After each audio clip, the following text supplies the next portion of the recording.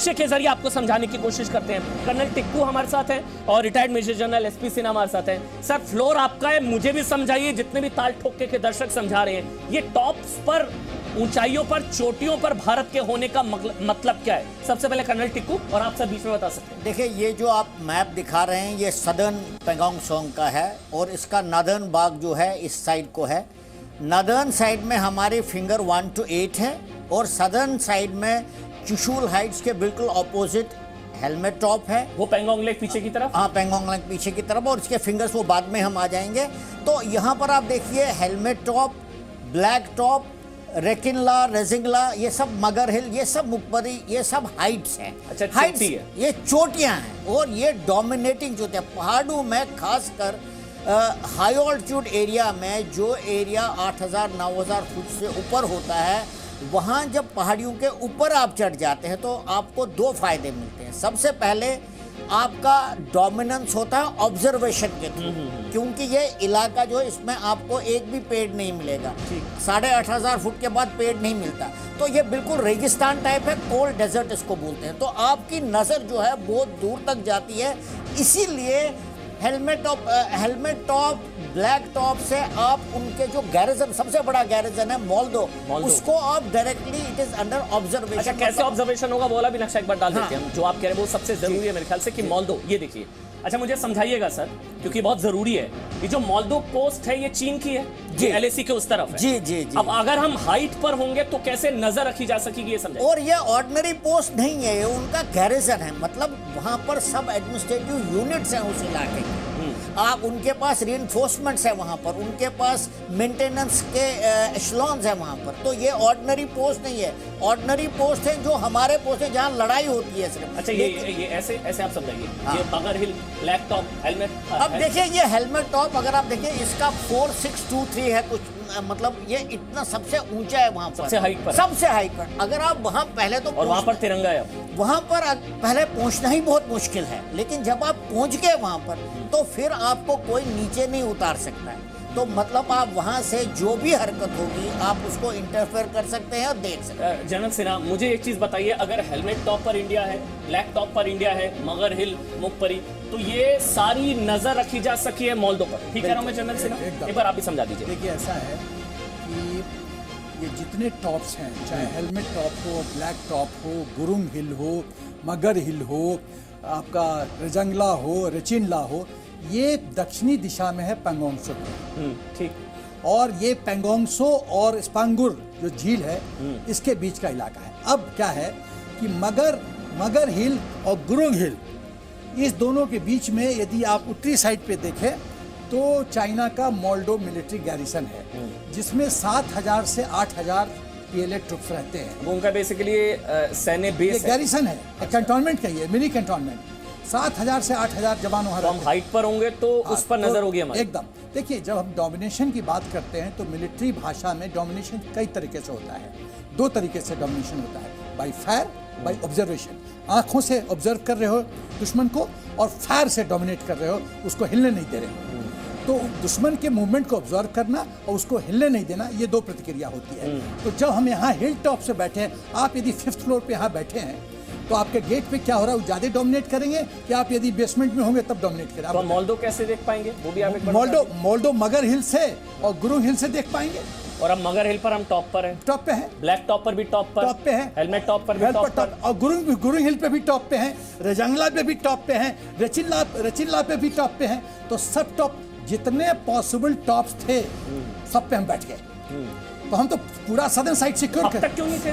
देखिए, ऐसा एक और, मैं पहले उसका जवाब देने से पहले मैं आपको 2 पॉइंट और बताऊं जो बहुत जरूरी है इधर। आप ये देख रहे हैं स्पंगुर गैप, ये स्पंगुर गैप, ये स्पंगुर गैप ऐसी जगह है जिसके थ्रू चाइना अपना आर्मर्ड ट्रुप्स ला सकता है, मतलब टैंक ला सकता है। थोड़ी सी जगह है ये, लेकिन गैप बहुत बड़ा है। तो आपकी ऑब्जर्वेशन के नीचे है ये, तो मतलब उनके लिए टैंक भी इस्तेमाल करना अब थोड़ा मुश्किल हो गया, पहली बात। दूसरी बात मैं बताता हूँ आपको, आप ब्लैक टॉप जो सबसे ऊंचा है, मगर हिल उसके नीचे है, फिर छोटे छोटे ये पोसे जो भी आप दिखा रहे हैं, मुखपरी वगैरह, अगर उसमें किसी न किसी तरीके से चाइना आ भी गया तब भी वो ब्लैक टॉप ये डोमिनेशन में होंगे तो मतलब उनका वहाँ रहना जो है अनटेनेबल हो जाएगा। वो तभी कैप्चर कर सकते हैं जो काफ़ी सारे ट्रूप्स इस्तेमाल करके, वो बहुत मुश्किल लगता है क्योंकि इस इलाके में ट्रूप रिइंफोर्समेंट और ट्रूप को हाई ऑल्टीट्यूड में लड़ाई करना बहुत मुश्किल होता है। तो इट इज़ मैं आपको बताऊंगा कि बहुत ही ज़बरदस्त डिफेंसिव पोजीशन इंडिया ने बहुत ज़बरदस्त पोजीशन इख्तियार कर रखी है और चाइना को अब कुछ सोचना पड़ेगा इसके लिए। एक और बात, लेकिन इसमें मेरे जहन में सवाल ये आ रहा है जो मैं ताल ठोके के लोगों दर्शकों से भी पूछने जा रहा हूँ, मतलब अब तक हम क्यों नहीं इन चोटियों पर पहुंच पाए थे? मतलब सेना वही है। अमन जी, इसमें एक सबसे बड़ी वजह ये है कि जो कार्रवाई चाइना ने करी अप्रैल 22 से लेकर, जो कार्रवाई चाइना ने, मैं ये कह रहा था, जो कार्रवाई चाइना ने 22 अप्रैल के बाद करी जी, और उनको बता दिया गया कि भाई आप पीछे वापस चले जाओ, लेकिन वो नहीं गए।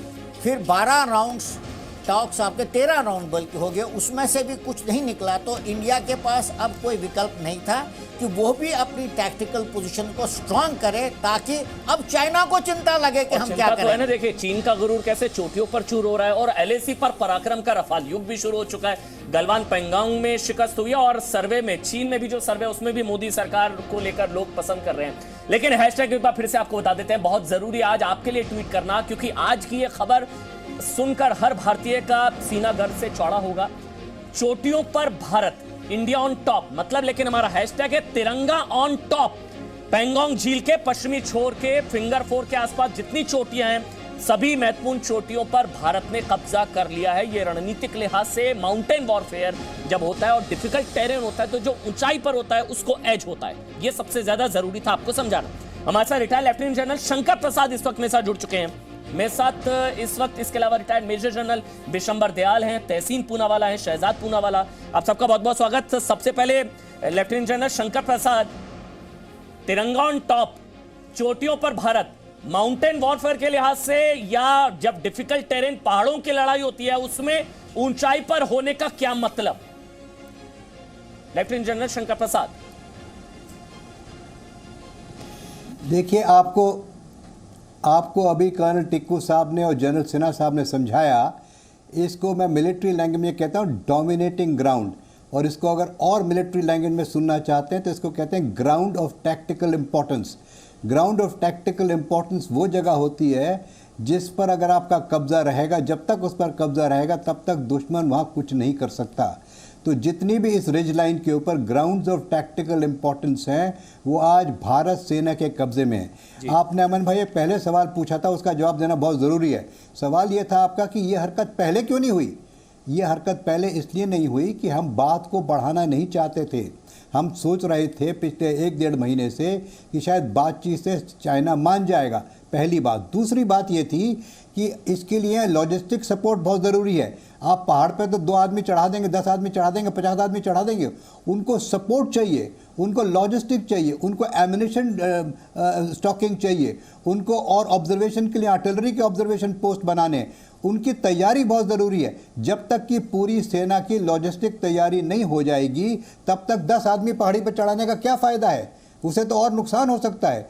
तो जब हमने पहले तो सोचा कि ये बातचीत से हरकत ठीक हो जाए, नहीं हो रही थी, उस समय जो दैट पीरियड था उसमें हमने लॉजिस्टिक प्रिपरेशन की। लॉजिस्टिक प्रिपरेशन माने सब चीज़ की, एमिनेशन की, मेडिकल की, खाने पीने की, दुनिया जहाँ की चीज़ों की। अब जब वो हो गई तैयार और बातचीत उधर फेल हो रही है तो हमने इसको तुरंत एक रात के अंदर जितनी ग्राउंड्स ऑफ टैक्टिकल इंपॉर्टेंस थे उन पर कब्जा कर लिया। अब इस समय हर एक ग्राउंड ऑफ टैक्टिकल इंपॉर्टेंस के ऊपर जितनी भी ये पहाड़ियाँ जनरल सिन्हा साहब ने दिखाई, उनके ऊपर लॉजिस्टिक सपोर्ट कंप्लीट है। उनके पास एमिनेशन, आप देखेंगे 1962 में क्या हुआ, रजांगला पास में क्या हुआ। एक कंपनी 113 आदमी मारे गए, उसमें 13 कमाओं के शैतान सिंह के नीचे।